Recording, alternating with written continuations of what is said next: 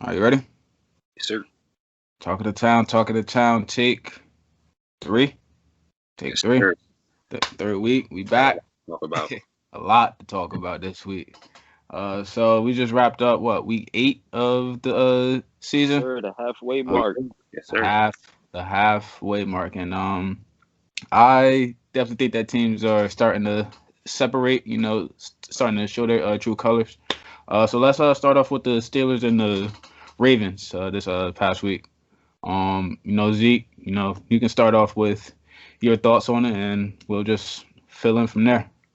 So I don't even know if I can like. I was really hoping that the Steelers would have showed themselves as the competitor to the Chiefs, and I'm not so sure that I've seen that.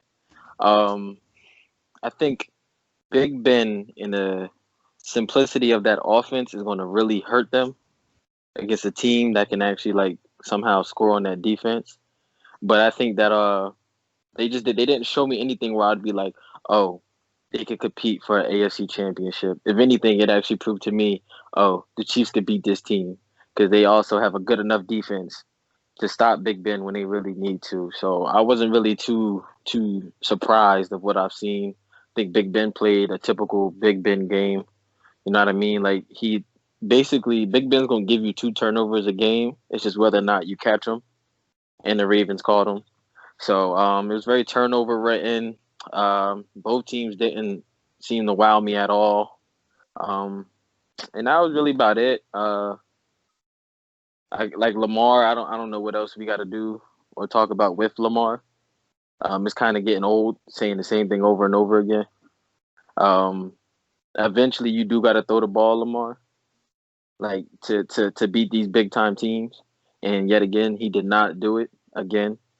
Um, every time it seems like he plays in a big game, turnovers, fumbles, misreads, ball too high, ball too low, not making the right read. And the Steelers are getting pressure with three, sometimes four rushers, and they blitzed you on fourth and ones and third and twos because they know you're running the read option. Like this offense has no like elite level to it at all. It's pretty simple. You stop the run for them, you stop the Baltimore Ravens, and that's just yeah. And that's why I was so surprised that the Ravens didn't win the game because the Steelers didn't stop the run at all. I mean, Mm-mm. At all. what the Ravens had to have somewhere close to 250 yards somewhere around JK there. had Something like that. 105, and then Gus Edwards Gus had had like 50 87. something. Yeah, Gus had 87. Lamar had Yep, 65. Like if you're running the ball that well and you still can't win, I think that just shows how bad Lamar is through the air, and he's got to fix it because if he doesn't fix his passing game, I really don't think the Ravens have a shot at winning anything.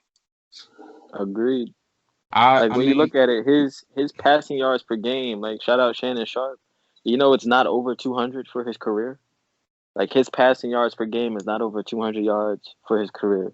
Like that's crazy. Like Bulls get out of bed in the NFL today and throw for 200 yards. Like so for that, that's not okay. I don't. He's not regressing, but he's not progressing.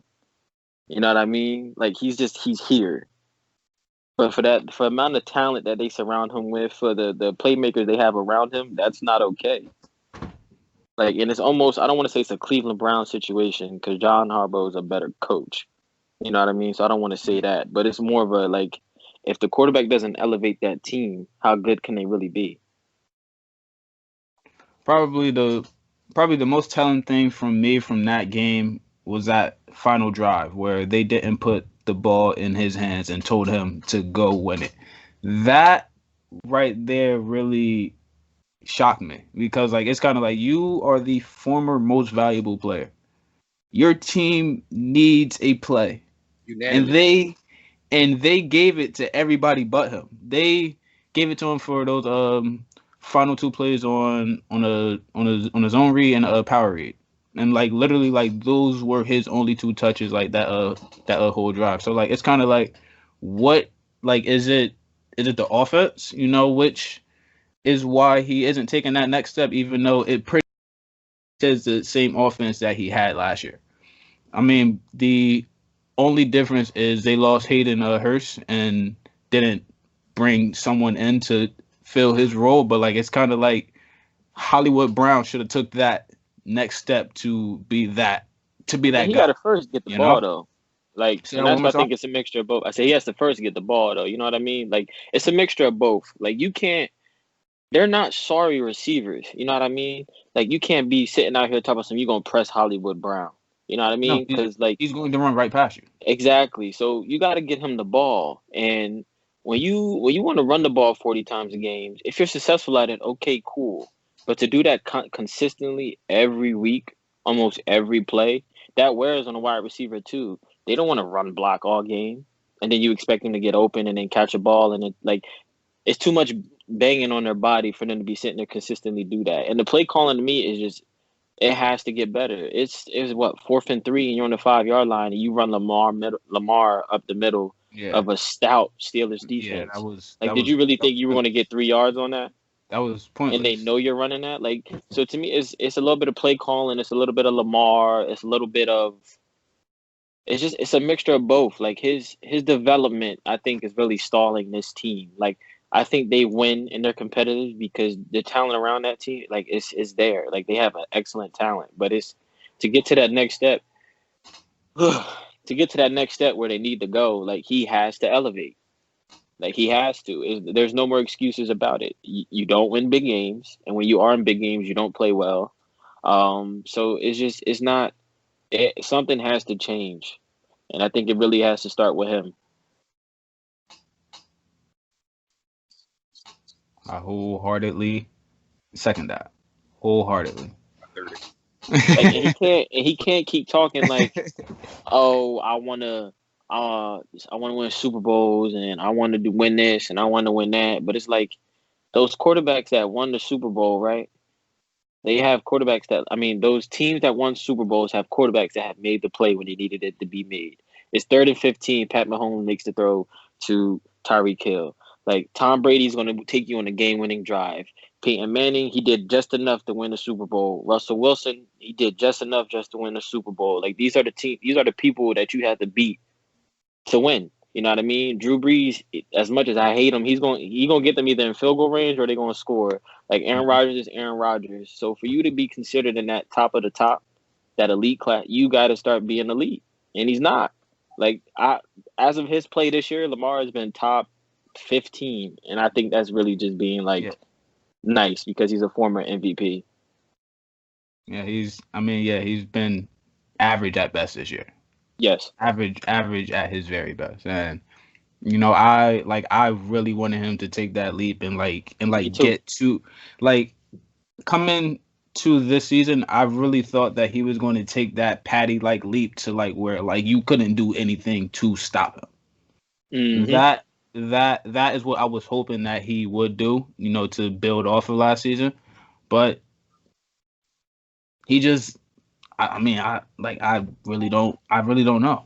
Actually, And like in all seriousness, like his team is winning, but like Joe Burrow is really outplaying him in Yeah, performance and eye test he is by far the best quarterback in the in that division this year. I Northwest. agree. By Like far. off play, like, and if he would have had a little more help, if his offensive line wasn't so sorry, I strongly believe the Bengals would probably be second or third in this division. Bro, Like, the Bengals are literally a handful of plays off of being what, 6-1 right now, 7-1? hmm Like they're right there. So I mean, the Ravens are like still like the second best team, like just agreed. period, like that roster. But if Lamar doesn't take that step next year, They got to the blow it up. yeah, they have to because that Steelers defense isn't going anywhere.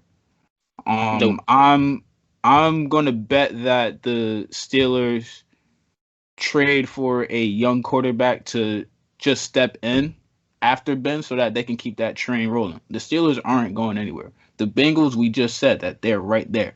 So Hmm. the time is like really now, for It's him really to ticking. go. Like, And my thing is, it's like, and if we know the Ravens organization, that defense ain't going nowhere. exactly. Like, So you're gonna lose some offensive pieces before they decide that they're gonna put that defense and blow it up. Like, they have too good of a defense to where they're like, oh yeah, no, let's get rid of this. No, like you have to show them that you're willing to take that elite step, get where you need to go to, so that way they could try to make things work. But that Ravens defense, like, is good. Like, they force turnovers. Like, it is hard to run on them. Like, for a minute, that Steelers offense looked tragic. Like, they couldn't do a thing. I mean, The stats of this game are ridiculous. Like, you could look at the stats without looking at the score, and you would think the Ravens just blew them out. It's ridiculous. Did you see that time of possession? Yeah, it was an 11-minute difference on time possession, and the Ravens had 240 more yards than the Steelers. Jesus, it should have been a blowout. It's crazy. Yo, football games really come down to a couple of plays, to be honest. Yep. And really, the two most critical plays that killed them was that pick six, and his fumble in the red zone that he lost on that power read on the north side of the end zone. Not in the fourth quarter. So fast, man. Like, it's a lot of reads where I'm looking like, Lamar, like, you got him. Just trust your skill, man. Like, when you know you got it, just throw it, man. Like, you have weapons where they gonna make plays. Like, okay, you don't got 3 tight ends, but you got 2 really good ones. 9 out of 10, you got Hollywood Brown on a linebacker because you use him in the slot. Like, Willie Snead is good enough to get open. Mm-hmm. I mean, like, and Dumerve from Texas, like, he's shown you something. Mm-hmm. Like, you got athletes on the field. You got J.K. Dobbins. You got Gus Edwards. You got Mark Ingram when he's healthy. Like, it's not. There should be no excuses as to why you can't get it done. You have everything you possibly need to succeed, and it is your play that is stalling this team. And I don't care what anyone says. He is not progressing, but he's not regressing. But he is stagnant. He is mediocre at best right now, and it is not getting better. And there is a way you could beat the Ravens. And they do it when people play them the way it's supposed to. It happens every time, which is why he's 1-6 in big time games when they matter. I can't believe he's in the MVP race. Like, I just don't even see how that's possible. I'm not listening to that. That ain't no way. That's just all chatter. That's just all. But now to jump to a quarterback that is getting it done, a quarterback that nobody's talking about, which is kind of strange. Patrick Mahomes. Like, dude is completing 68% of his passes. He's third in yards. He has 21 touchdowns and 1 pick, and his team is 7-1. And absolutely nobody is talking about him. And if you look at the eye test, he's playing better this year than he is last year. He gets better every year. He like it's and all right. Listen, Russ MVP, that's fine, but we really all know who's the best quarterback in the NFL. Like, it's the fact that, and TS said it best, Pat Mahomes is going to suffer from the LeBron effect. Like, and not to take your take, but it's so true. Like, he's so good, and it's so expected. He's never really going to get the credit he deserves for his great seasons. Like, ever. So this past game, he went 476 and 5 touchdowns. And I didn't watch that whole game, so like I'm not big like on numbers. Like, I hate throwing out numbers, but the parts of the game that I did catch, he just made it look so easy. So easy. Like that corner throw to DeMarcus Robinson when you got Marcus May like swagged on him, literally like just swagged on him. It's just, and it's here. It's just easy. That's, to me, that is going to. I have not seen a team yet that I really believe that team yet. Like, the only team that I really give a shot to, and I'm 2 teams actually, are the Bucks and Seahawks, and that's just because of quarterback play and weapons. But other than that, I don't really see a team in their way where it's like they feel so threatened by. Like, I just can't. Like, when he's playing that way, I don't see how you could really beat them. Even though I'm not really big on like Pittsburgh, I like them. I think that Pittsburgh could possibly give them a fight simply because of how fast their defense is, and Big Ben is a veteran quarterback who has won games. So I'm certain that when it comes to like those big games, we won't see the Big Ben that we've been seeing recently. You know, like we'll see like a slightly better Big Ben, which will only help that Steelers offense. And then plus with their defense, I really think that Steelers defense is good enough not to stop the Chiefs, but to slow them down just a little bit. Just a little bit. And So where I want it. Go ahead. yeah, and if they make a few plays, which they do weekly, they force turnovers and get sacks, that is what's going to help them. But that's only if that Steelers defense is able to force turnovers. So if they were to play right, and this is why I would say the score would be a 24-17 score, right? I don't think it'd be high scoring at all. But I think the strength of the Steelers is their pass game, right? Quote unquote strength. I think the strength of this Chiefs defense is their secondary, and I don't think we're giving it enough credit. And what I mean by that is when, even with PFF have them ranked like as a whole, right? They're the fourth best passing defense, according to them, right? In the whole entire NFL. So I think that secondary is vastly underrated. And I think when you have Tyrann Mathieu back there making a lot of that go, I think that is going to help them. And then when you give Frank Clark, Chris Jones, Taco Charlton, you constantly keep giving them like passing downs, I think that's when you fall into that Chiefs trap. And then when you keep giving Pat Mahomes the ball, the more and more they see the looks that you give them, I think that's when the Chiefs really become even. Like, not that you got to score every time, but you got to play keep away and at least put 3 points on the board to really give yourself a good chance of beating the Chiefs. But I think their defense is getting so much better. Their linebacker play is starting to get better. Like, I'm really, really starting to like Willie Gay even more. Like, he's really starting to flash. I think Damian Wilson is really starting to feel comfortable in the system. And, like, Spags is calling great games, man. Like, he's calling excellent games. And I think that is going to help them out. And like we said in past episodes, when that entire team clicks, it's not shit you're going to do at all that day. Like, Game it's over. It's game over. It's game over.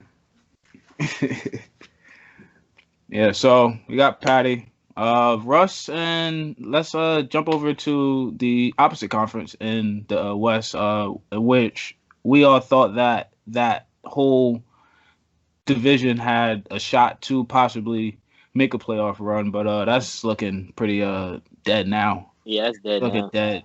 I take it all the way back. Yeah, man. So we've talked on the Niners a whole bunch, in our text thread. But where do we see them going? Not just this season, but going forward. Go ahead, KJ. All right, so for this season in specific, I don't think the Niners make much noise anymore.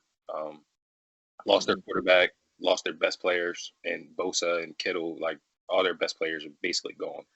So, I don't remember which one you touched on it in our text thread, saying that Garoppolo's time is getting real thin. Like and I think it's smart for them to do that because Kyle Shanahan is, in my opinion, one of the top coaches in the league. I think he's the best offensive guru in the league right now. I really do. What he needs is a quarterback who's going to be healthy, number one, and consistent, and that's something Garoppolo hasn't been as of late. So he can throw the ball. Yeah.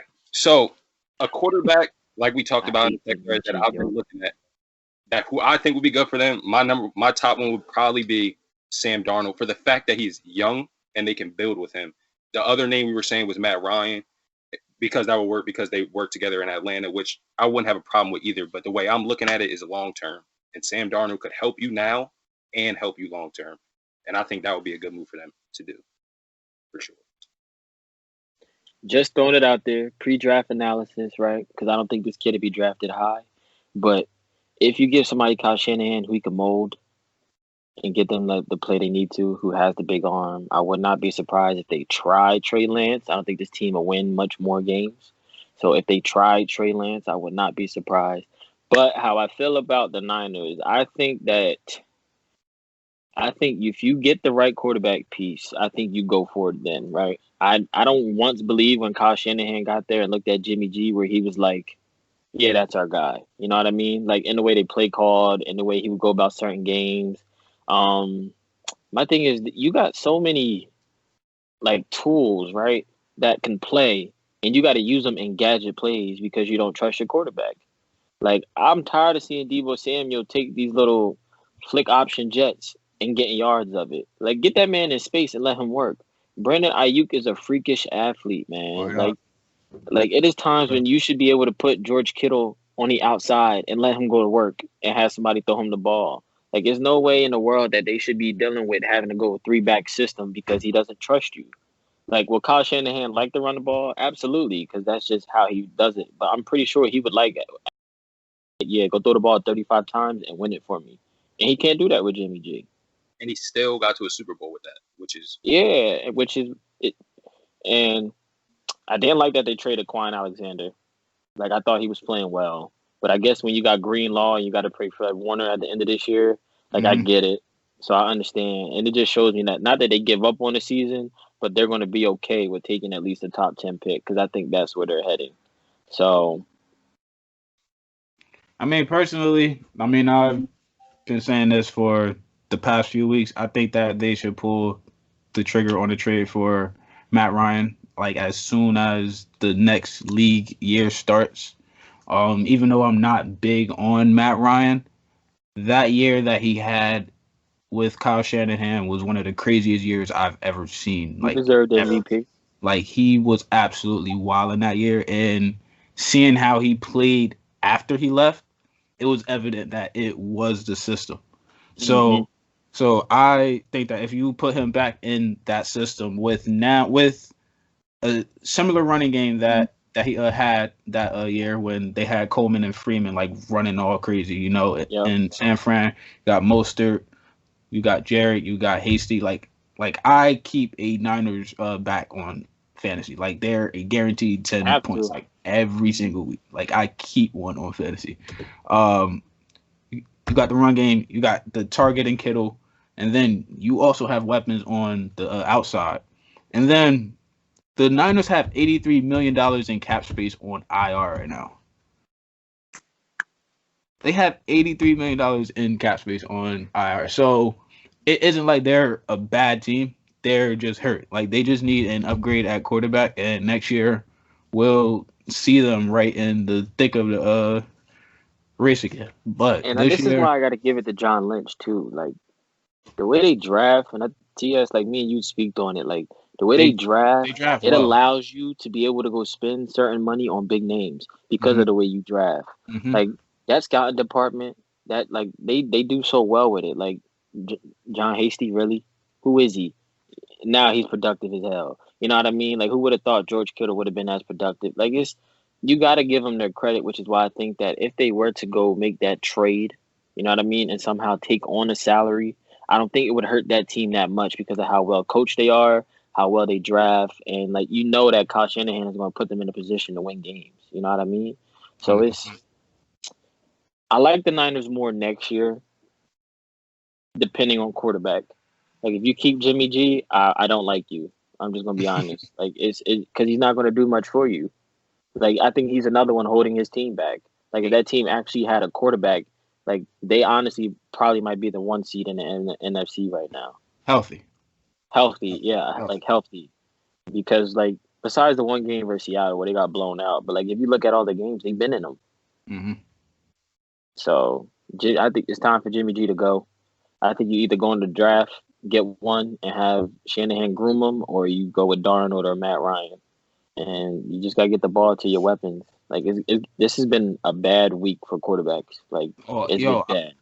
I was definitely thinking that. Like I don't. All right, other than Herbert and Patty, I don't think any quarterback or Herbert, Patty, and Russ. I don't think any quarterback really looked particularly good.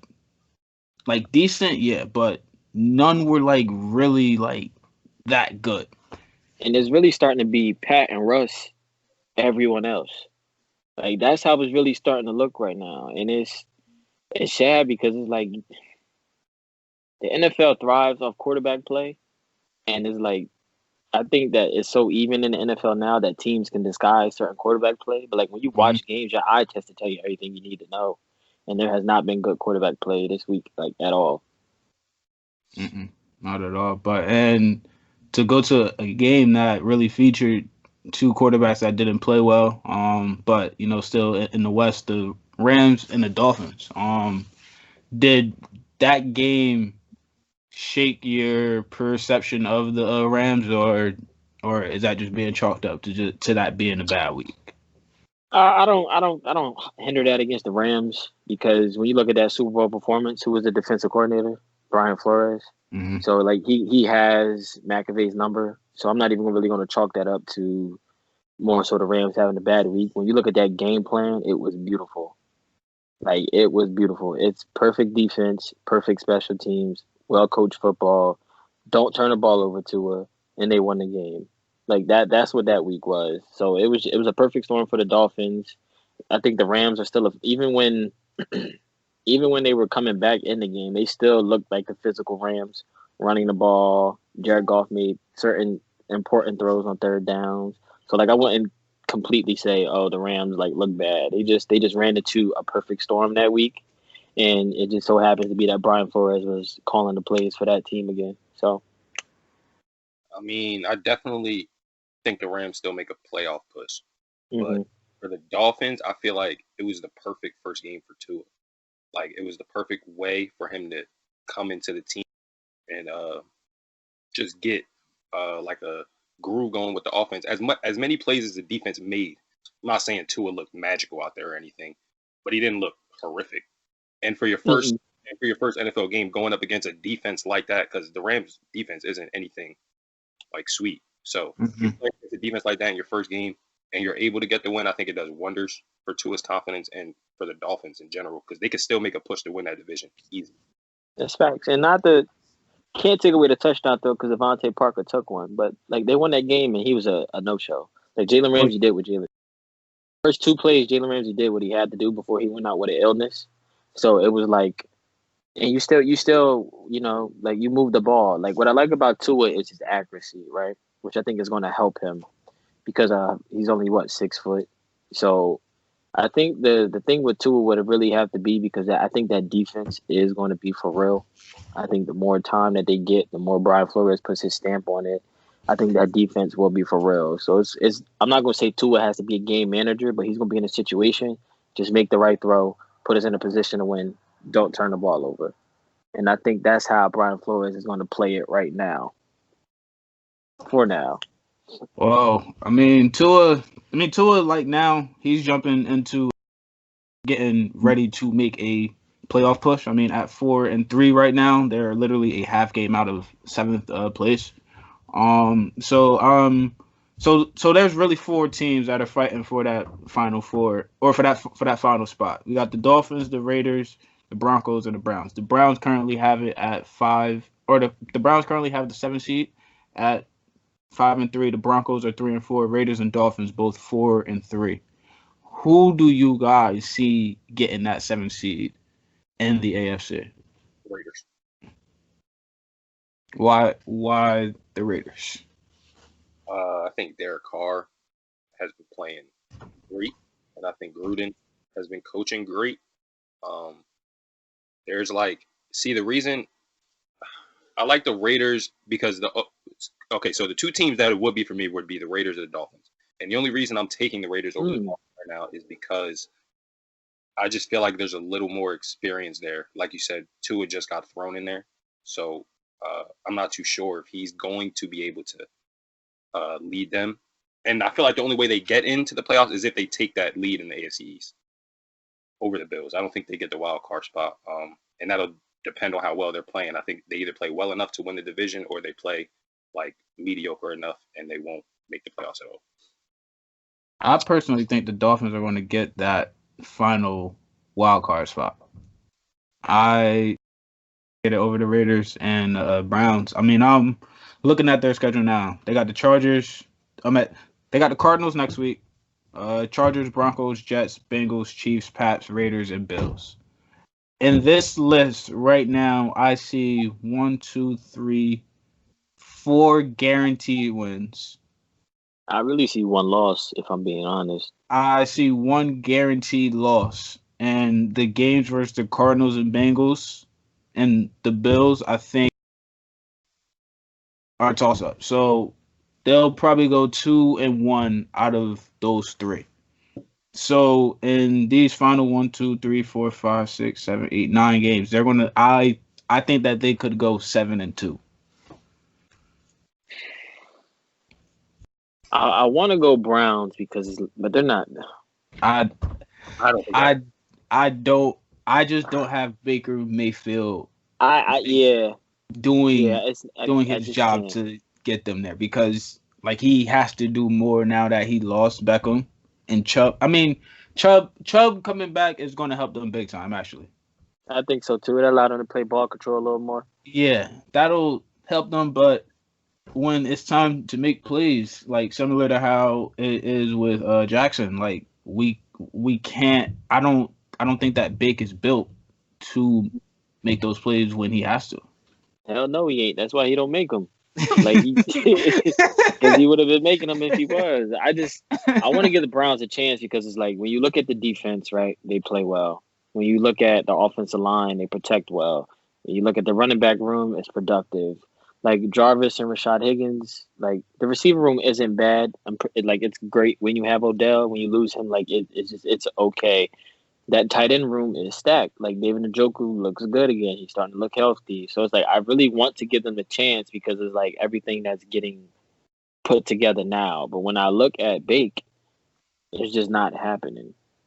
Like, but I would like to see the Browns in the playoff because I feel as if that's a time bomb, and if you catch them on the right week, I think no one would really want to play that team. But I'm gonna give it to the Raiders. I think the Raiders will get it, and I think they get it because of John Gruden. I think he's figured out a perfect balance for this Raiders offense, and I think it works just enough. I think Derek Carr throws just enough, and I think I think the running backs get just enough carries to where they play ball control. Josh Jacobs, I apologize. So I think they play just enough ball control with making a play here, and I think he incorporates Henry Ruggs and Darren Waller and Hunter Henry just enough to where they make certain plays. You know what I mean? And that defense is starting to look like they're coming together more. They are young, so I think that's why it took a little bit of a while just to see it like happening. But you starting to see Clinton Farrell starting to play well. You starting to see Jonathan Abrams' effect and why he was drafted in the first round. I just think that John Gruden's coaching. I think the way he calls games. I think he's always going to put them in situations to win. It's just whether or not is Derek Carr going to make it happen. So, because I think John Gruden is one of the best play callers in the game, and I think that helps them out. Dolphins, I think just not yet. that's why. I just don't think not yet. Would I love to see them? Yes, because like I said, I cheer for them of the simple fact Brian Flores got a And black man. him and Chris Greer, GM. Yep. So to me, I, it's just I really cheer for them. I really do. But I think they are not defensive pieces away. I think they're about two offensive pieces away from actually being real competitors. And I think you got to make sure that you protect Tua. And I think you got to get him another weapon, just another one. And then I would be more sold on the Dolphins. So I think they also jump next year. But I think this year is really going to be the Raiders. So So wait, the Dolphins and the Raiders have the same record, right? They both 4-3. they're both mhm. 4-3, and the Dolphins and Raiders actually play in week six Yeah, and so week I was 16. about to say that the way that both their schedules look, they could both have the same record going into that game, and that'll basically be like a playoff game. Great atmosphere. It'd be a great game to see. I mean, so I do like the Raiders, but the reason I'm hesitant to give them that final spot is because this next 3 game stretch, they got the Chargers, Broncos, and Chiefs. That's all And division. You just never yeah, know. in every game out west is a dogfight. Like like really it is a toss up. So they could very well go 3-0 in this stretch, and they could very well go 0-3 That is at, true. at the same time. So really these next 3 weeks for the Raiders are going to be telling for me. But as of right now, the Dolphins got it. Just based off of schedule.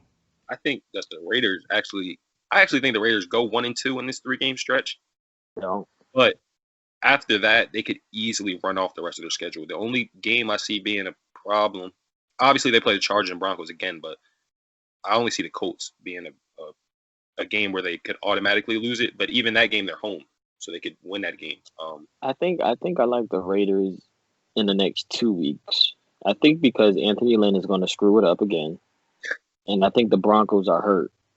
You know what I mean? So it's like I don't think that they will be able to do enough to really beat the Raiders. I think that Chiefs game, I think they're going to catch hell because that's a payback game.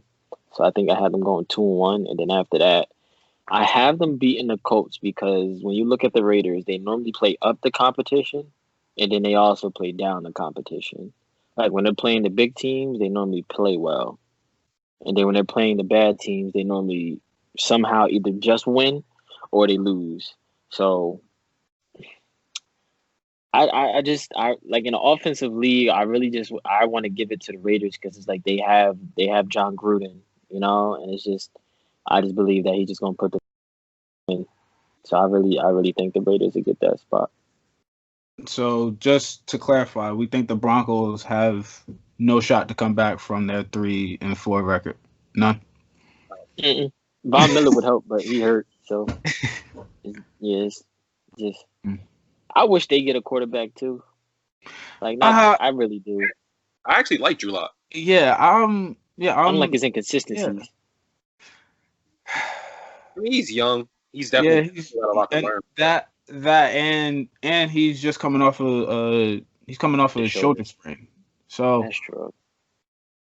I Like I like Drew do Lock when like he him. did last week. Like you know what I mean? Like when he did that second half, I'm like, oh yeah, I like Drew Lock. Like he good. And then it's like when he did the first half, it's like, yo, who the hell is this? So it's like to me, it's just if he was more consistent, I would be like, yeah, I like them. But it's just his inconsistency is just really going to hurt that team. And Melvin Gordon might have been a waste of money, but to me, it's just I just really wish that he just gave more consistent play because they always have a defense, like always.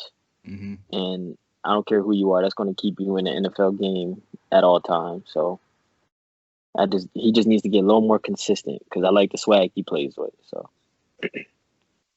All right, so since we're here at the halfway point, what we're going to do now is give you guys our top 7 teams, just based off of play this season. These teams are who we think, could possibly make a Super Bowl run, and we'll also give a sleeper team that's not in this top 7 who we wouldn't be shocked to make a run. So I'll start off. Top team, I got the Chiefs, and it's not really close. In that second tier, I got the Bucks, the Seahawks, the Steelers, and the Titans are teetering on like that edge as my 15. Like the Titans are like a tier 2, tier 3 type team. That's my top 5, and then to round it out, I got the Cardinals at 6 and the Ravens at 7. And my sleeper team, Zeke, I really hope that this is not your team, bro, because I'm now we going to got be the same mad. team. I'm telling you, we got the same team. But it's the Indianapolis Colts. I have it right here. It is the Indianapolis Colts. And I'll touch on that after you guys give y'all a top 7. All right, so my top team is the Chiefs too. At number 2, I got Seattle. 3, I give it to Pittsburgh. 4, I'm giving it to the Bucks. 5 is the Packers, and then 6 and 7 are the Saints, with my dark horse team being the Raiders. So I got tier 1 Chiefs. At 2, I got Steelers. 3, Seahawks. 4, Bucks. 5, I got Pack. 6, I got the Cardinals. And then 7, I got the Titans or Ravens. I really didn't want to put the Ravens in there, but they are a good football team. So it's like I had to throw them in there. You know what I mean? Same. But my sleeper, though, is Indy. And I like Indy. I like Indy a lot. And I don't think nobody wants to play Indy at all. So, yeah. And I think if there's one team that will have success against the Chiefs offensively, not scoring, but like defense playing against offense, would be the Colts. And it is strictly because of speed, discipline, and linebackers. So I had the Colts there for two reasons. One, the Colts are tied for first in the South, so they could very well host a playoff game. But they got five. And Got 5 wins. yeah, the Colts are 5-2 right now. Mm. Yeah, so yeah, so that's that right there. Secondly, that defense is real. Like it's real on all three levels.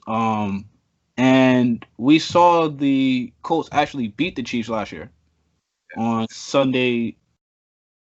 Yep. A beautiful game. And they played they played the only game you could to beat the Chiefs. And when you look at how that roster is built, they got the best line in the game. They have three capable running backs. Even though I'm not big on Phillip Rivers, I think that if he's hot, like there isn't really much to do to stop him because he has weapons in Pittman and Hilton. I And love Pittman, bro. yeah, I do too. And Marcus Johnson, I'm not sure if y'all have been watching him, but he's like their deep threat, and he can really stretch the field. And when you have that and have someone like that paired up with Ty, who I think is one of the more undervalued wideouts, in the game. I mean, like obviously, like he like isn't here, but Ty does what he has to do. You couple that with a very, very good run game. That clock is churning, so that's keeping the Chiefs off the field, Off the field, right? and we know that defense can hang with that offense. So it's kind of like if they get that perfect storm and they match up with the Chiefs like early, I wouldn't be shocked to see the Colts beat them. I wouldn't expect them to beat them, but I wouldn't be shocked to beat them. And then from there, like it's anyone's game. Like defense, run game. So what I like Colts about got them is everything you said, right? But the only thing I don't like about them is Phillip Rivers. bro. Like if Philip, you bro. Philip is the most frustrating quarterback ever because it's kind of like he's really good or he's really bad, and there isn't a middle ground. But when he's really good, Philip Rivers is really really, good, really good. really good. He looked And you Like like so who if they were because he only had a 1 year deal, right? So a team I would like for like the player I would want for them to go get because of who's the head coach would be Sam Darnold. Like I think that'd be a good fit for them. And I think because Frank Wright develops quarterbacks, right? Like hmm that's just what he does. Like Phillip Rivers is also looking good because of the play calling. You know what I mean? Like Jacoby Brissett was doing good because Frank Wright was doing the play calling. So when hmm you could give Frank Wright a young player who has the arm, who's willing to learn, aka Carson Wentz when he had his best year, and you allow him to mold him, and you let him put his stamp on him, I think that's when you could get the most out of that coach team. Like I don't have them as a contender strictly off of quarterback play.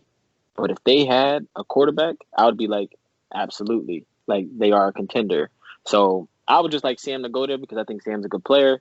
I think that Frank Reich could groom him. I think he'll be good. But it's just the Colts is really just a sleeping giant. Like if you catch, like you said, Phillip Rivers on a great day, you're in trouble. Like I don't care who they're playing, you're going to be in trouble because that means Ty is getting the ball. That running game is working. So everything is working well. It's like a well-oiled machine. But it's just how often will we get good Phillip Rivers? hmm hmm And I think that's when it becomes a problem. Like that defense kept them in the game versus the Browns. Like they had no business being in that game, and they should have won it, and they didn't because of Phillip Rivers. Because of Phillip So Rivers, yeah. it's really just of how you go about it with them. Something that was of note. You guys both had the Seahawks over the Bucks, and y'all both had the Bucks at 4. I had them at 2. Like I think that they're clearly the second best team right now. Why do y'all have the Seahawks over the Bucks and not have the Bucks right under the Seahawks? right now, I just feel like Russell Wilson Russell Wilson and Pat Mahomes are on a planet of their own. So that helps the Seahawks by itself. And I think what we saw against the Niners is the defense is starting to pick up and get there. Starting to get healthy. Exactly. So I like the Bucks a lot because, like I said, the Bucks have the defense too, and they got Brady. The way I'm looking at it is with the way the Seahawks defense played last week. I'm having those defenses just about even, and then I'm looking at quarterback play. And right now, Russell Wilson, there's nobody on the planet that's big Brady over Wilson right now. So that's the way. So why? Now, So why I have the Seahawks above the Bucks is strictly like quarterback play. But then as I think about it, I think that as that defense gets healthy, right, as you get Jamal Adams in, as you get Carlos Dunlap in, as Snap Harrison gets in, like so Carlos Dunlap and Snap Harrison are going to help the run game tremendously, right? So in the way Seattle wants to play, when they sit back and are able to stop the run with just their front seven, you know what I mean? It allows them to sit back in their coverage that they want. You know what I mean? So and they'll sit in that cover 3 all day and it'll be hell for anyone. Like I don't like and we can sit here and talk about, oh, Brady, he's gonna pick apart the defense, but when they're getting pressure with just 4, you have Bobby Wagner roaming free, that team is hard as hell to beat. And when you get somebody like Jamal Adams, who is so versatile on defense, and you get him bringing healthy, and you have Snack Harrison who could clog up gaps by himself, you know what I mean? And then you got Carlos Dunlap who to me I think is a great pass rusher. And then you give the Seahawks that pass rushing ability, and then like their secondary isn't bad with Quandre Diggs, Jamal Adams, Trey Flowers, Quentin Dunbar, Shaquille Griffin. So it's just I think they have the pieces where I think they just are better than the Bucks. Now, with the Bucks, it's 1 week the defense looks phenomenal. Like they look absolutely great. And then it's the 1 week they let up and then they get hurt a little bit.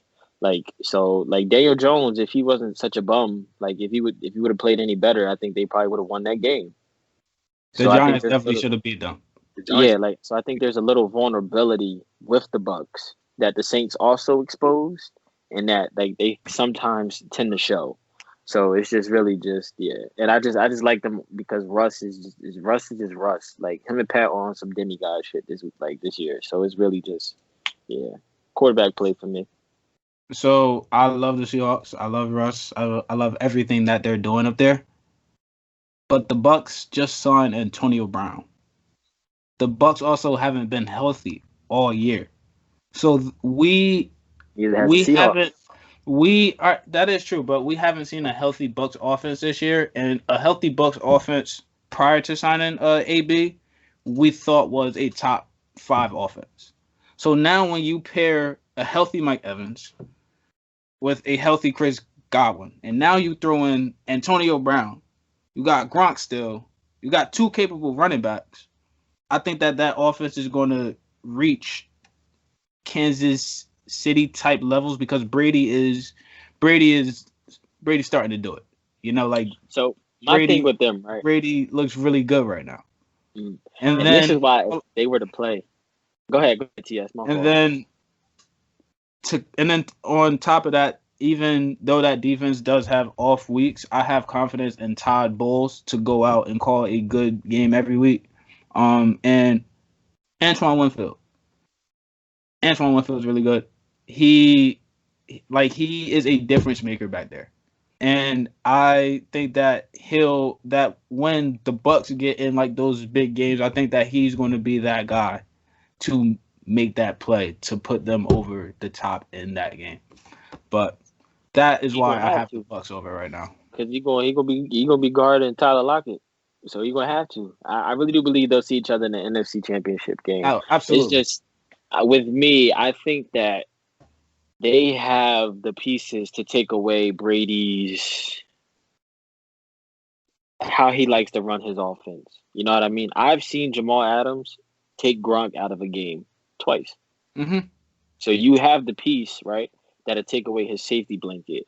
You have the scheme, right, that'll make Brady have to think a little bit harder, you know, on certain plays. So I don't think neither one you don't want the ball with last. Like I really do believe that game is going to come down to whoever got the ball last. Mm-hmm. And it's just, I don't know. I think it's Russ time, You know what I mean? So I really think that Seattle just got it. But to me, it's just I think they just have the defensive pieces. I think they have the safety to cover the ground. I think Quandre Diggs is good enough to where you could tell Jamal, go get Gronk, take him out. I think you have Bobby Wagner, like I said. You know what I mean? Like so when you put Snacks in there, you got Carlos Dunlap. Now he's not getting touched on inside zones because they're playing gaps perfectly. So now you got Bobby roaming free. And what did he do last week when he was able to roam free? He impacted that game and how he normally does. So, and I don't think the Bucks have a great O line. Are they playing well? Yes, but I don't think they're like a great offensive line. So, and you know, Pete Carroll, he's gonna be Pete Carroll, and it's gonna be something that pops up where you're just like, oh, like they did it. So, I got the Seahawks winning that one. All right, so y'all got the Seahawks over the Bucks, but do y'all give the Seahawks a better chance of beating the Chiefs than the Bucks, or the Bucks a better chance of beating the Chiefs? I think the Bucks match up better with the Chiefs for sure, but I think the Seahawks match up well with the Bucks, and football is a big game of matchup. So I think it's just every given week how you match with the team you're playing.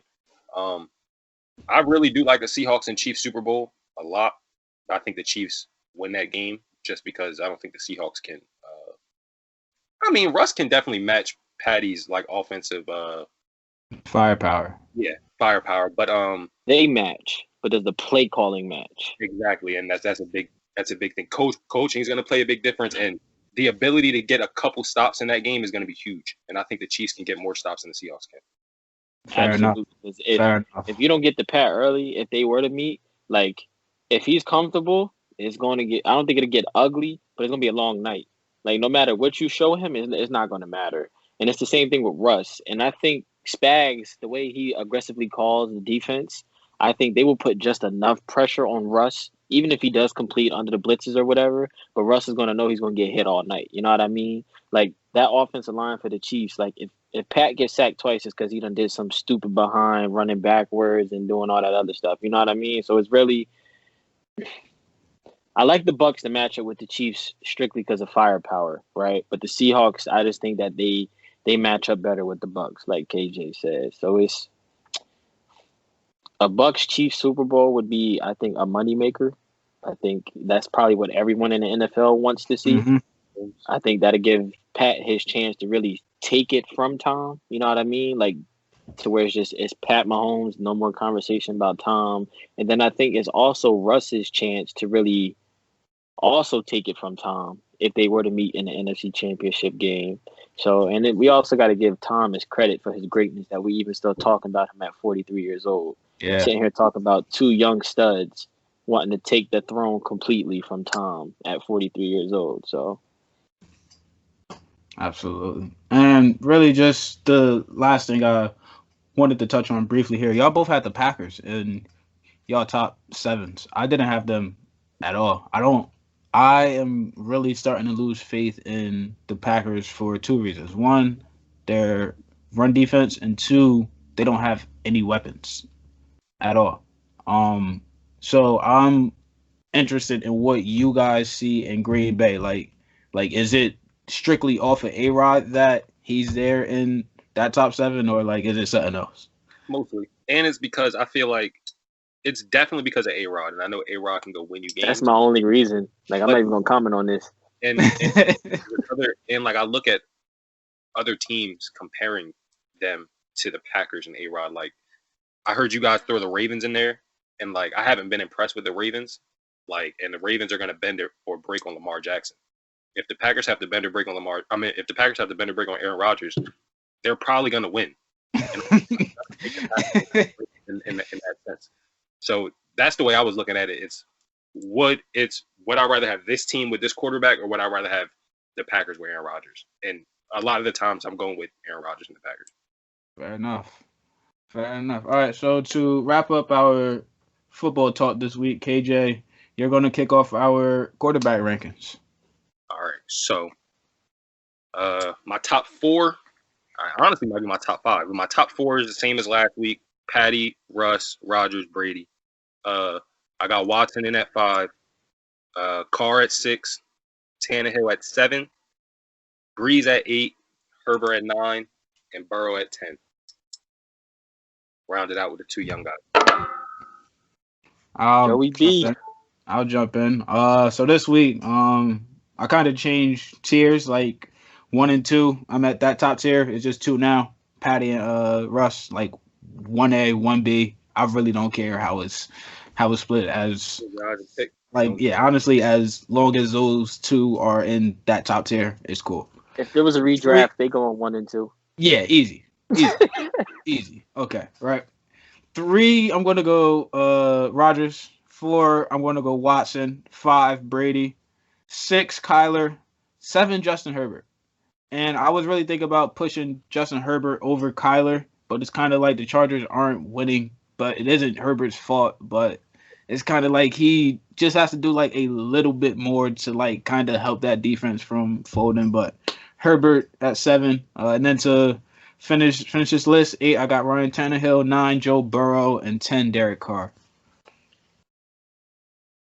All right. Pat, number 1, of course. I got Russ. Aaron Rodgers at 3. 4, I got Kyler. 5, I got D Watt. 6, I got Tom.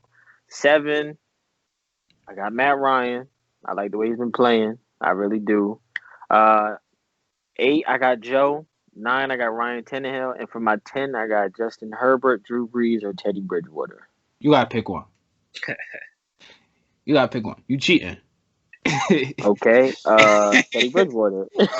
I'll go with Teddy B then. Why Teddy over? Teddy at 10, Herbert at 11, and I got Drew at 12. And Teddy at 10 because I did not think that the Panthers would be competitive at all. Like, and Teddy's Bridgewater, he's been playing really well. So it's like I got to give him his credit for what he's doing. Like, his deep ball looks good. Like, and I thought I would never say that about Teddy Bridgewater. I think he's hitting his receivers in stride more so than ever. I think that year under Sean Payton really helped.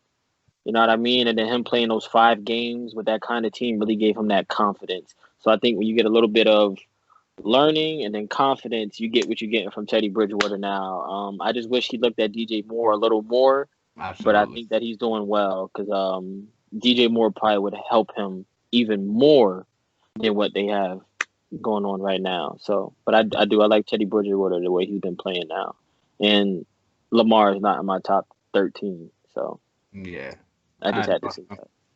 I had Teddy at 10 last week, but how he played Thursday night wasn't really like that great. So like I had to bump him down like just a little bit, but Teddy's playing well. I'm not shocked that he is. Like I didn't think the Panthers would be good, but I definitely thought that the Panthers would be able to compete primarily because of having Teddy B at quarterback. You know, like True. There hasn't been a point in his football career from college to pros where he's played on a bad team. That is true. You know, so teams that he plays for, you know, like they're going to be in games, you know, some way somehow. So. And they get their blanket back. You know what I mean? Like Yeah, C-Mac Chris coming back. McCaffrey, yeah, he comes back, and now you know that you got Mike Davis. So you know what I mean. You got your 1-2 in the back. You got Robbie Anderson, Curtis Samuel, DJ Moore. So like it's gonna work for him. I think give Matt Rule time because he clearly could coach football, and I think he's shown that at every level. So you just got to give him time. He's did it with, small school Temple. He did it with big time Baylor. And now he's going to do it with the Panthers. So just give them time. And I think that the Panthers will be right back to where they were.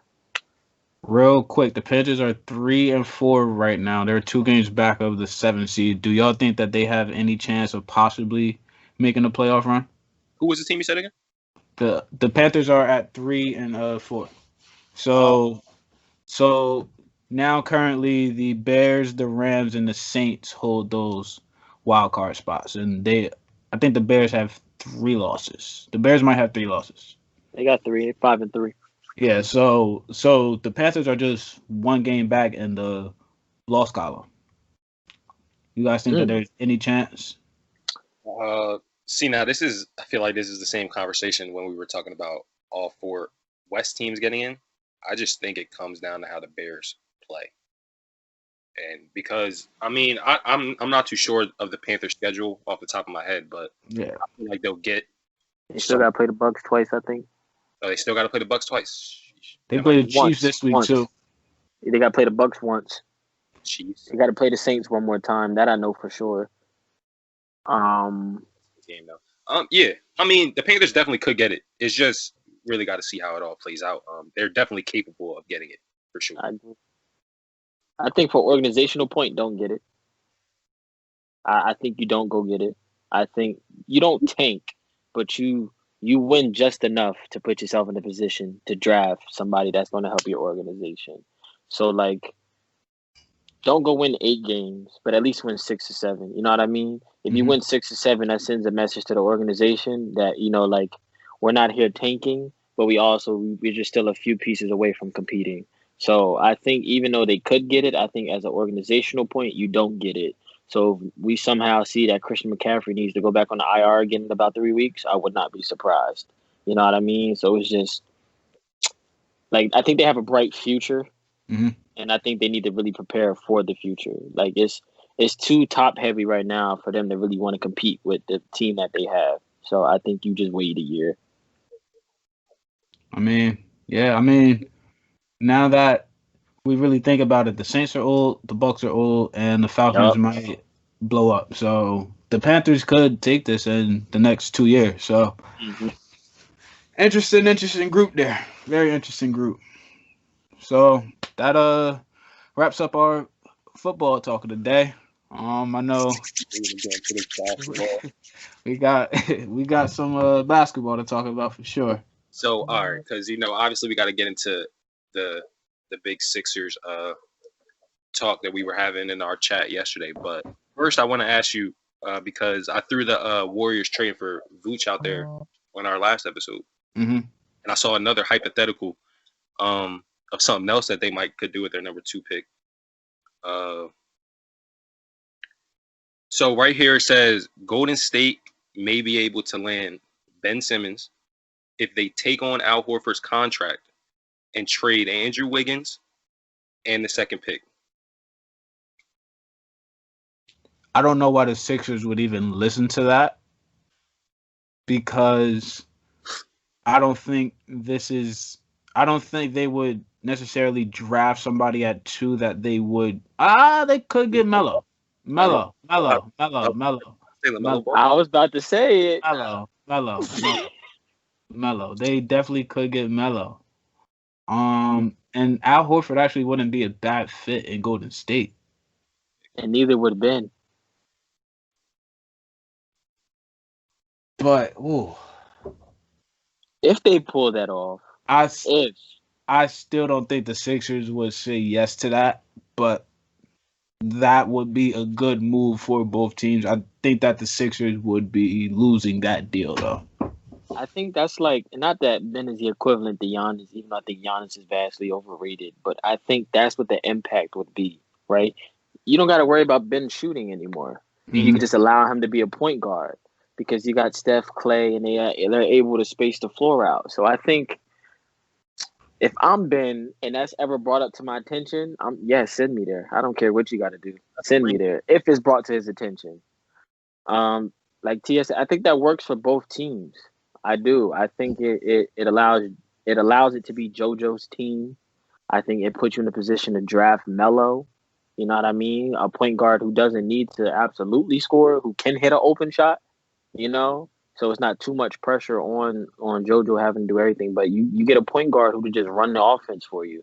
You know what I mean? And the only problem with that is that the Sixers wouldn't be in a position to compete next season. And you think so? If you put in a rookie Melo Ball with the roster that they have, like that isn't really a great roster outside of Ben and JoJo.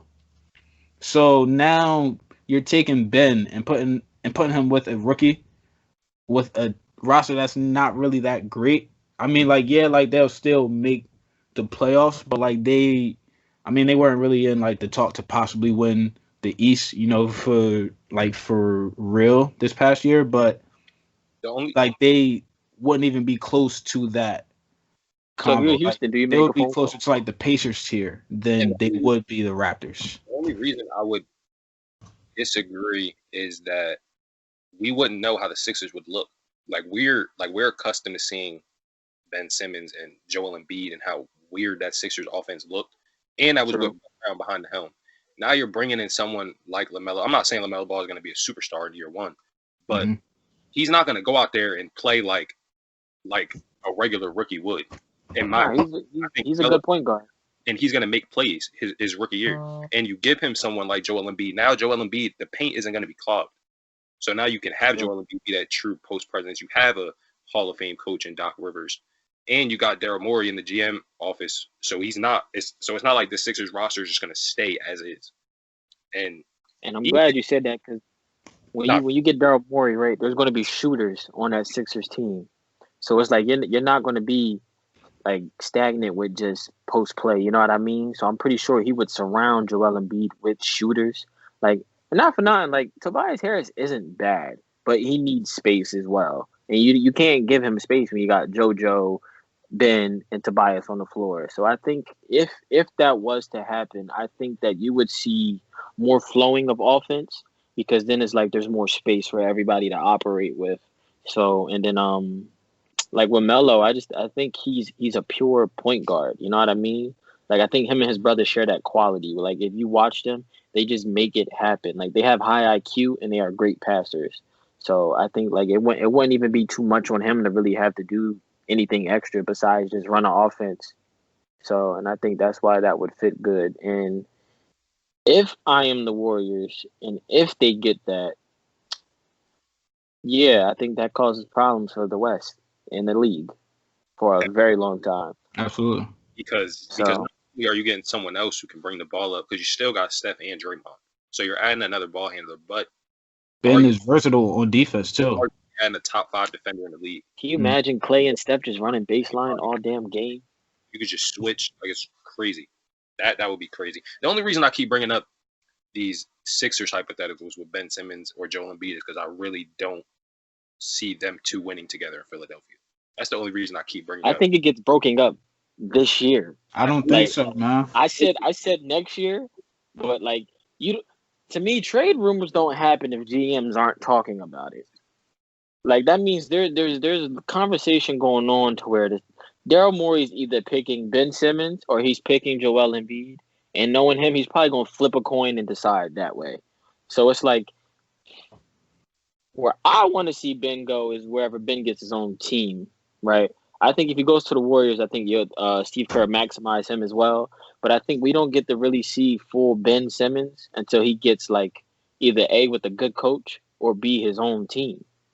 I wouldn't necessarily say his own team. I would just say a team that fits him. I don't think the Sixers roster fits him because the Sixers don't have shooters. So you're putting Ben Simmons on a team where he is a playmaker. He likes to get shooters involved, and he doesn't have anybody to pass the ball to shoot. He's an early LeBron James, if we're being serious. I mean, he's closer to that Giannis mold than Bron to me. Because Bron was always a threat, at least. Like, you are never ever just gonna let Bron shoot. Like, you're not gonna go 10 feet of LeBron James. There's nobody who's gonna do that. You'll definitely do it with Giannis on certain nights. If Giannis is out there airballing threes like he does, I'm stepping off Giannis the same way I'm stepping off Ben Simmons. So yeah, I definitely like this comparison to Ben a lot more. But since we're on the Sixers, might as well bring up the discussion we were having yesterday about the Sixers are trying to get Harden, and we had different opinions on whether they should keep JoJo or whether they should keep Ben. I said Ben, y'all said JoJo. So I just wanted to, if you guys wanted to touch on that, let the viewers hear your argument. All right. So as a duo, James Harden and Ben Simmons would be more talented, without a doubt.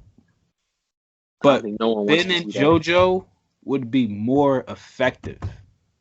And the reason I say that is because James Harden is so good in iso ball that he can carry himself, and when teams like try to double him, all right, that's fine. We're going to throw it into JoJo in the post, right?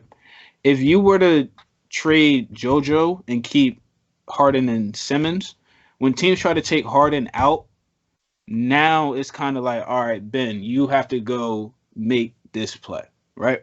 And if it's passing, all right, fine. Ben can make that play. But if teams are like still just going to like leave Ben, then that like really won't do anything for that offense because Ben is still a non-factor to put the ball in the hoop. So I would much rather have that top tier guard and that top tier big than to just have the two best players, period. I go James Harden and JoJo, and I think if you could surround James Harden with a team he feels as if he doesn't have the ISO all the time, I think he will change how he plays. He's been carrying the Rockets since he's got there, so that's how he plays. You know what I mean? So he's going to play that way because that's the only way they realistically win. But if you can surround him with somebody like Joel Embiid, I think because he doesn't have a bad IQ, but I think that automatically changes how he looks at the game.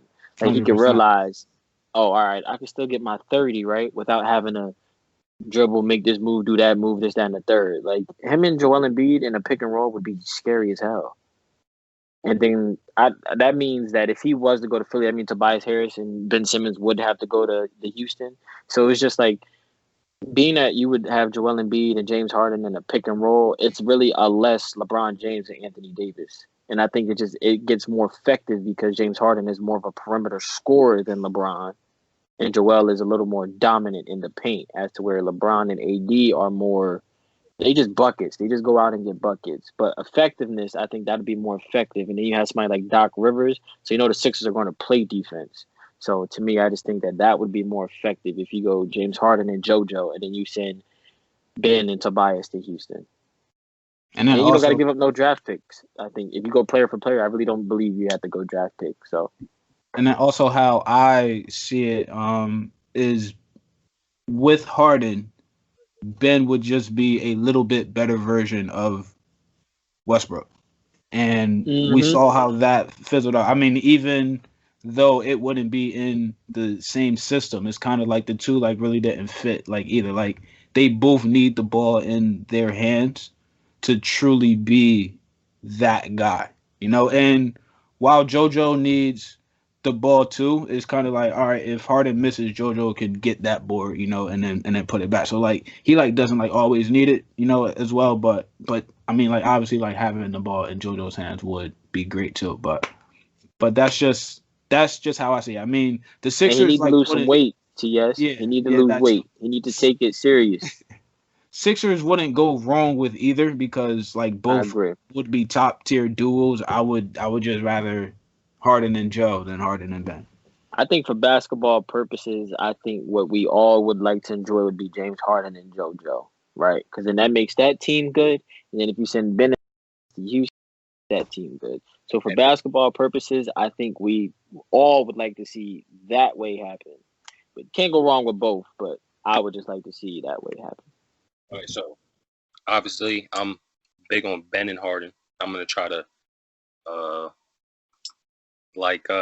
make points against the points that you guys are making. So the first point is I don't think the Rockets trading for Ben Simmons is a good idea at all. Because the only way you do that is if you have a way to get rid of Russell Westbrook. You can't have Westbrook and Ben Simmons on the same team because they're gonna call it anybody for Russ. And anybody might not take him. That's true. So and because it's Russell Westbrook, you have to like Russell Westbrook still has value. So you have to get something in return. And what team is actually going to give you something valuable for Russell Westbrook? I can't name that many off the top of my head. Charlotte. But what would they say?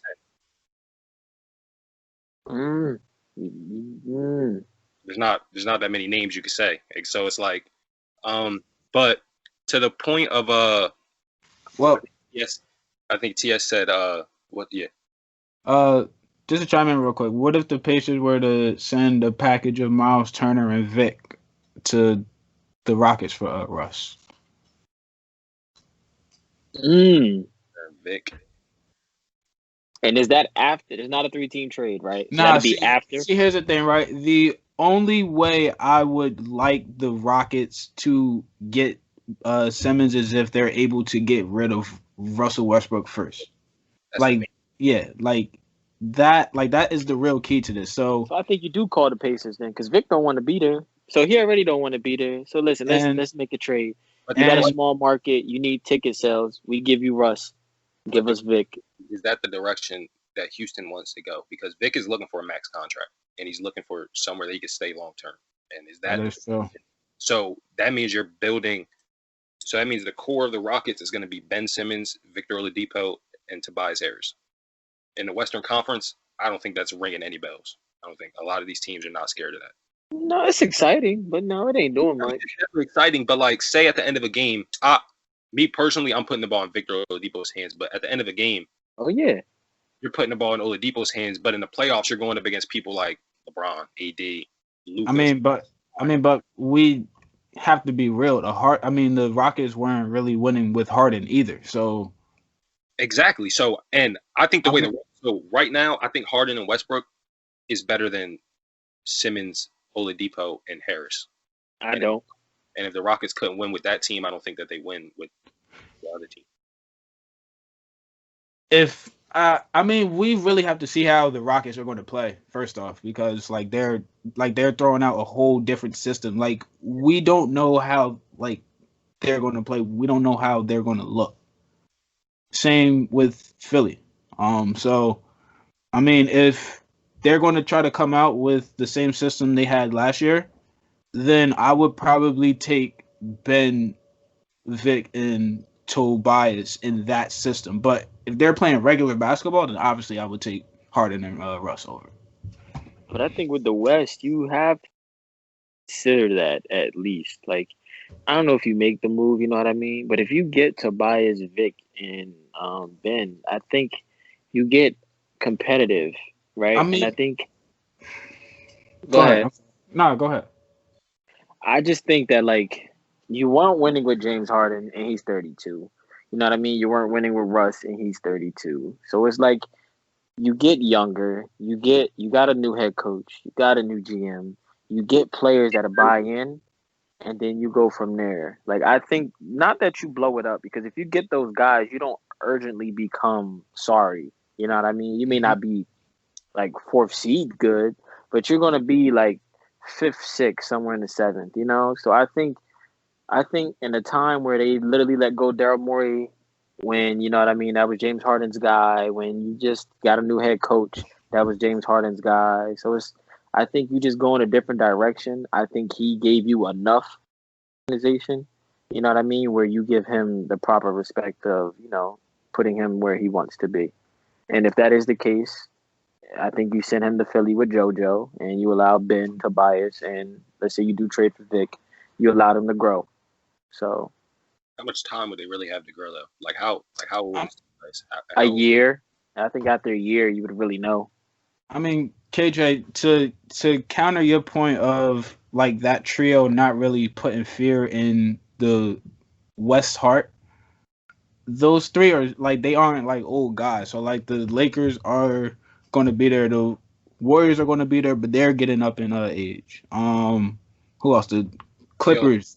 The yeah, Clippers are getting up there in age. So yeah. like really, if that core has time, they can gel. And like once like this current guard in the West, like passes, then that core, can possibly make that leap, and then take that jump. But now currently, I mean, obviously, like they aren't going to be doing much. And that's the okay. So to that point, I would say there are a lot of young and up and coming Western Conference teams.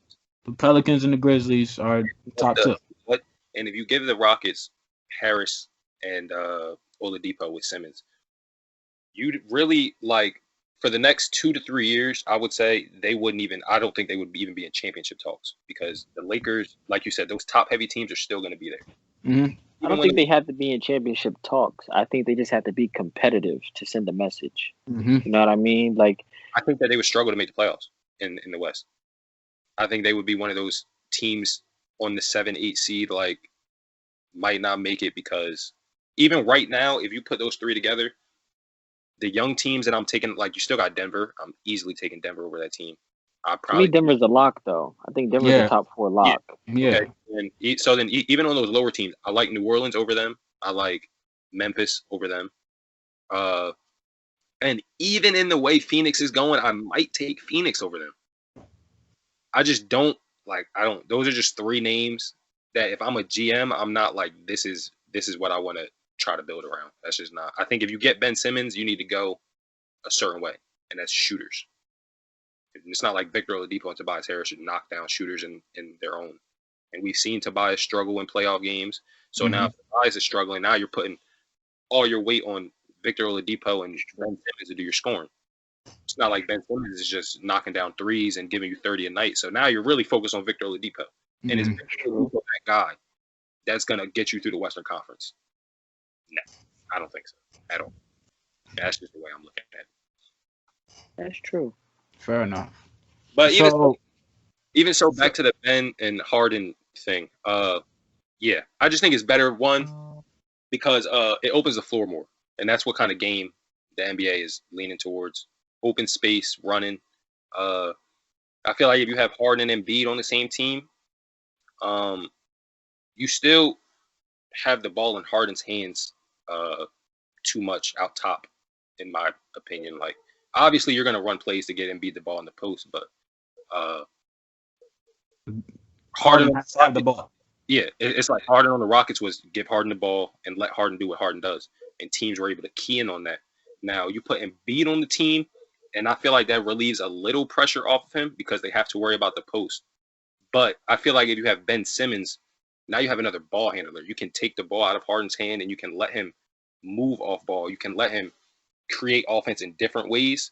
And I heard the pick and roll with Embiid thing. You could run a pick and roll with Ben Simmons. He obviously can't pop, but you can still run a pick and roll. And if you give him the ball on those rolls, Ben Simmons can make a play off of that. And if teams are double teaming James Harden, you can throw it to Ben Simmons and he'll go make a play for you.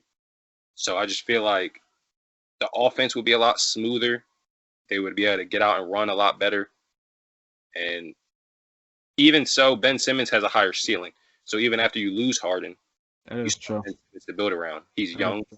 And right around the time Harden is about, Ben Simmons is going to be stepping right into his prime, about 28, 29 years old. So for that, I think is why you go after coaching reasons is why I go after James Harden and JoJo, right? So whatever we want to call Doc Rivers, right? He's a Hall of Fame coach, nonetheless, right? So the Clippers' offense looked lethal this year when they were actually running an offense. You know what I mean? So I think we would have to give credit to Doc going to be able to put James Harden and Joel Embiid in better situations. You know, so it was like for what he had with the Clippers, like they were a good offensive team. You know what I mean? So I think that coaching wise, I think Doc would put James Harden and JoJo in position to win. But like I said earlier, I really think they're just gonna not blow it up, but I think they are just gonna separate Ben Simmons and Joel Embiid this year. And hiring Del Morey, I think like before I was at like 50%, now I'm at like 65% sure that like Del Morey is really gonna trade one or the other. So I mean, I personally hope that they don't split. Like, I think that they can win, but if it can get them James Harden, then okay, then like that's something that I'll just have to live with. But yeah, man. So with the West, right, and this is why I really don't want the Lakers to, because we talked about how the top 4 teams are getting older. Besides, The we'll go Nuggets. Denver, right? So your top 3 teams are really getting older, which is why if we could somehow pull Brad Bill, I would feel more secure for our future, right? See, So here is the problem that I have with you Laker fans. The Lakers don't have any assets to get Brad Bill. that is true, but that's why I'm saying like I don't want to get older and we go get Chris Paul or Derrick Rose. Like I think we need to somehow figure out either drafting or something in free agency where we don't get completely old. Like, you know what I mean? The ideal would be figuring out how do you get Brad Bill. But I think the future base, I don't think you go sign Chris Paul or Derrick Rose. I don't think this is the time for us to get older. I think we're competitive now. and I think we need to still find a piece or two that to still help us be competitive. Like, don't go wasting picks on Derrick Rose and Chris Paul. Like, they're out of their prime. You know what I mean? In about 2 years, we don't know where LeBron is going to be. Not in terms of like what team he's going to be on, but the level of play. Mm-hmm. So I think in a way of competing for championships, we still have to figure out how can we get young enough to compete. And I think this is why the Warriors are so dangerous, right? They didn't play Steph or Clay, and that young nucleus that they drafted got chemistry together. And then Steph and Clay came back and practiced, and they got chemistry that way. So, and that's why I think the Warriors are set up future like years. I think they're set up better than the older two teams, Clippers and Lakers. And I think we have to start figuring out how do we prepare for the future while competing for championships. It's always the balance in pro sports. Always the balance. But that seems to wrap up this week's content. Goodness gracious, we went for almost 90 minutes today. Goodness. That's crazy, man. But please be sure to follow us. You know, our Twitter still the same at _Talk of the Town 1. My Twitter still the same at _SHU. Excuse me. Still at Karan Johnson 23. It's still _Chapter 9 _ Also, shout out Tank Davis. I appreciate the money that you have won, fella. You are excellent. Thank you. Sweet. But that's all this week. Please be sure to share, tune in. Catch y'all next week. Be easy. Stop recording. Oh.